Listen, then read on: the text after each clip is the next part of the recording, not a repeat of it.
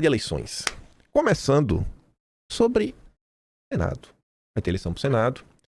E esse ano que tem eleição no Senado, né, que as pessoas precisam se reeleger, como é o caso do Alessandro Vieira, elas entram no modo eleição, e aí elas ficam mais, sei lá, populistas, mais antidemocráticas, né? Ficam querendo fazer acenos pra ver se consegue alguns votos.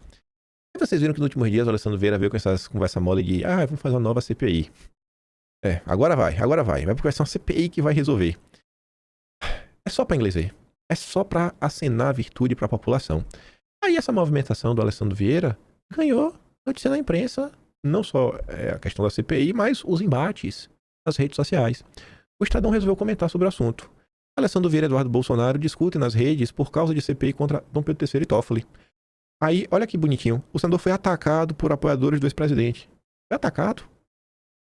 Os bolsonaristas realmente atacaram o Alessandro Vieira ou só trouxeram fatos? E curiosamente, assim, o Estadão até destaca um desses fatos, né? Por ter sido o criador do prédio da lei das fake news. Atacado. Ele rebateu as acusações, lembrando que foi a toda a CPI da Lava Jato e de impeachment do PT e Toffoli pelo inquérito das fake news. Ele também mencionou que Eduardo e irmão Flávio resistiram à abertura desse processo de impeachment, foi. Só não teve impeachment porque o Flávio e o Eduardo não quiseram. Aí, o Eduardo comentou sobre o caso. Ainda que o senador Flávio Bolsonaro tenha assinado a CPI do Banco Master de Alessandro Vieira, vale este aviso do vídeo, principalmente aos mais emocionados. Quem concorda contigo em uma pauta nem sempre converge na maioria das outras. Se você não tiver atenção e procurar saber demais sobre a vida de um político, você pode gerar expectativas que, quando não atendidas, te levar a ficar frustrado. Eu defendo todos os dias que as pessoas se politizem, as pessoas se informem, não lavem a alma.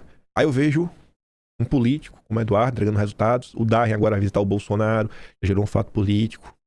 Aí o Eduardo tá defendendo, investigue a vida dos políticos, não varra pra debaixo do tapete.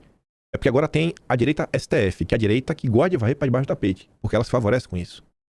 É como dizem os mais experientes, quem não ouve cuidado, escuta coitado. Atenção com o Alessandro Vieira, poucos são tão cínicos e dissimulados como ele. Poucos. Poucos não significa que é só um, tem alguns. Falaremos de alguns hoje. Falaremos de algum desses poucos, meu amigo Eduardo Bolsonaro. Aí você vê, depois desse comentário do Eduardo Bolsonaro e das pessoas relembrando o passado do Alessandro Vieira, olha o que ele responde. No Brasil de hoje, ser atacado ao mesmo tempo pelos gabinetes do ódio e do amor é ótimo indicativo de que estamos no caminho certo. São 26 assinaturas e falta apenas uma para viabilizar a CPI específica que vai investigar as relações de Toffoli e Dom Pedro III com o Masta. O Mafinha comenta, né? Pronto. Gabinete do ódio. Não dá, bicho. É inacreditável a irresponsabilidade. Ele sabe que foi essa ideia aí que destruiu milhares de vidas. Escuta, senador, me mande as provas do gabinete do ódio, quem faz parte, quanto recebem, de onde vem o dinheiro. E ele insiste. Esse é o queridinho de parte da direita agora. O Alessandro Vieira. Aí tá aqui a Vanessa, né? Vieira Alessandro. Isso daqui é um ataque que ele recebeu. Colocar o nome dele e só colocar 5 tweets que ele fez. Vamos só ler os tweets. 31 de janeiro de 23. Aderir ao bolsonarismo a essa altura seria um atestado de masoquismo ou burrice, características que eu não tenho, passei os últimos anos combatendo o Bolsonaro. 27 de setembro de 21. Os 1000 dias de Bolsonaro representam um atraso absurdo em todas as áreas, mas uma particular exige atenção. Quem se elegeu para mudar tudo isso daí se juntou ao PT, o Centrão, para acabar com a Lava Jato e atrasar todo o trabalho com a corrupção e de combate à corrupção. Foi o Bolsonaro que acabou mesmo com a Lava Jato.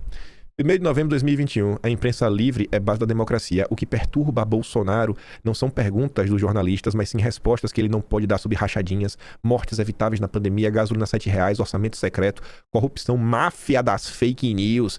É medo da verdade. Esse é o queridinho de parte da direita. O novo queridinho da Revista Oeste, esse aqui é.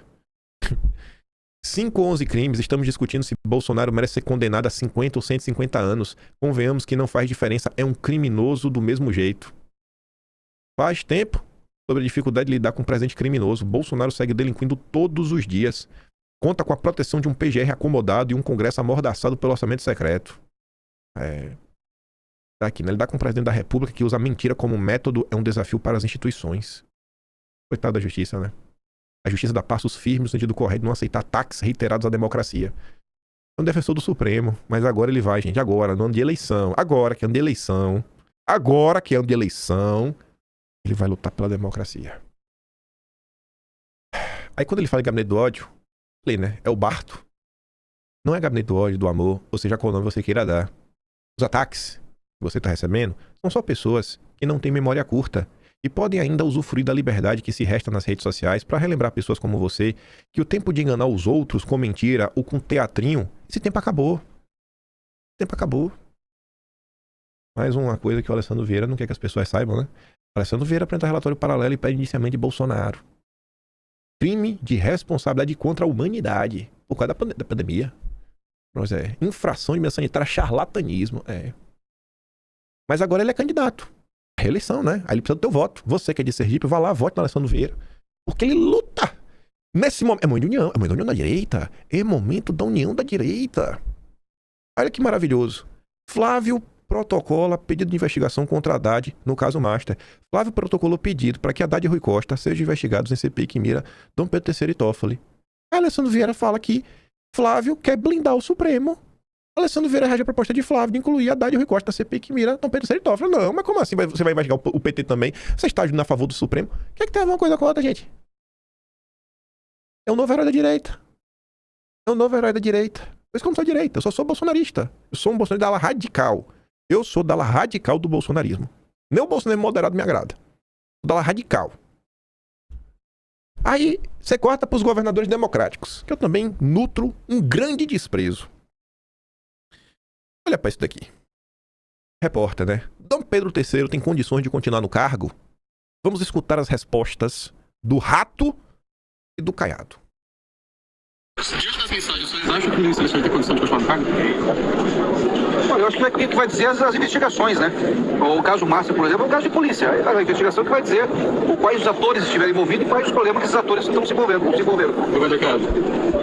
Dá pra vocês? A ala da direita aí do Tobias Panqueca, do Mão Mole, de tantos outros, estavam defendendo aí o Ratinho Júnior com ex-idente nos últimos dias. Falando que os bolsonaristas radicais estavam atacando o Ratinho Júnior. Com tudo que está acontecendo no país. Tudo que está acontecendo no país. Ele não sabe. Ele não sabe informar. Cabe à polícia informar. Ele não sabe. Sabe a polícia. É esse o presidente que vai resolver o Brasil? É esse o cara que, se chegar à presidência, é esse que vai trazer paz para o Brasil? O cara dá uma resposta menos pior. Menos pior. Não é boa. Menos pior. Como? Será que o ministro tem condição de continuar no cargo? Ele deve ser investigado. Bom, isso aí, no momento em que o Ronaldo Caiado chegar na presidência da República, eu saberei tratá-lo. Até porque a Constituição brasileira diz como você fazer o tratamento que o Senado Federal tem tais prerrogativas. Então, política, você não faz simplesmente nominando. Você faz política reagindo para que as instituições voltem a resgatar a sua condição de credibilidade.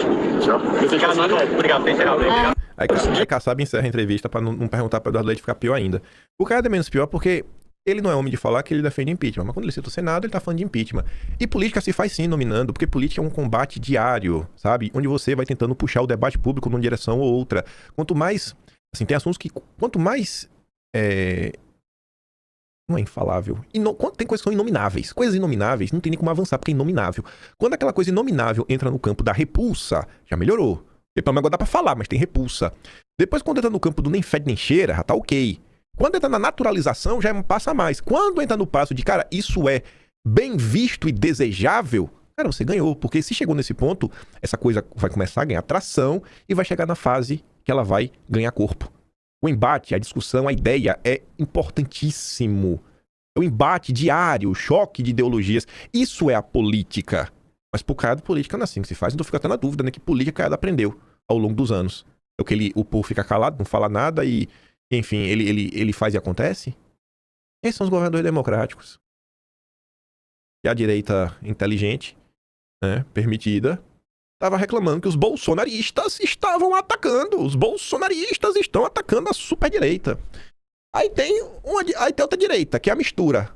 Você junta Ratinho Júnior com Caiado e Alessandro Vieira.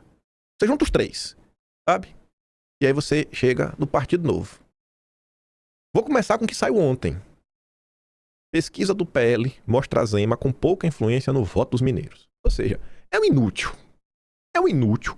Um partido sem estrutura, sem tempo de TV, sem nada, que tá desesperado por dinheirinho, tá desesperado nessa eleição. E aí, numa situação como essa, fazer o quê? Tem que fazer alguma coisa. Tem que fazer uma coisa para aparecer na imprensa, conseguir alguns votos. Pois bem, o que o Partido Novo resolveu fazer? Abraçar a agenda anti-Supremo. O que não é natural, é algo completamente forçado. É literalmente uma ação oportunista para pegar trouxa. Pegar trouxa, a gente quer trouxa. Falar que, ó, você, seu trouxa, me deu o seu voto. Zema, foca em agenda anti-Supremo. Segundo a análise de Venceslau, para ocupar um espaço que ficou aberto no espectro, após o Flávio adotar uma postura mais moderada, apareceu Zema.